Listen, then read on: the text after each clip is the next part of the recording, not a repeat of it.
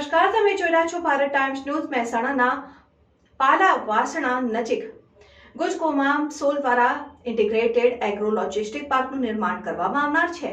આ માટે ગુજકોમાં સોલ દ્વારા 65 કરોડ રૂપિયાનો ખર્ચ કરવામાં આવનાર છે. ખેડૂતોને જણસનો વધુ સારો ભાવ મળી રહેશે અને દિશામાં આ પગલું ભરવામાં આવ્યું છે. રાજ્યના પૂર્વ નાયબ મુખ્યપ્રધાન નીતિન પટેલ અને ગુજકોમાં સોલના ચેરમેન દિલીપ સંઘાણીએ ઇન્ટિગ્રેટેડ એગ્રો લોજિસ્ટિક પાર્કનું ખાતમુહૂર્ત કર્યું હતું. આ પ્રસંગે મહેસાણાના સાંસદ શારબેન પટેલ પણ ઉપસ્થિત રહ્યા હતા અને ખાતમુહૂર્ત કરતા નીતિન પટેલે કહ્યું હતું કે કેન્દ્રમાં નરેન્દ્ર મોદીની સરકાર દ્વારા ખેડૂતોને માટે કૃષિ ક્ષેત્રે વિકાસ હાથ ધરાયો છે. ખેડૂતોના લાભ માટે મહેસાણામાં ઉત્પાદનથી બજાર સુધીના તમામ બાબતોને લઈને 300 કરોડનો પ્રોજેક્ટ પણ શરૂ થનાર છે.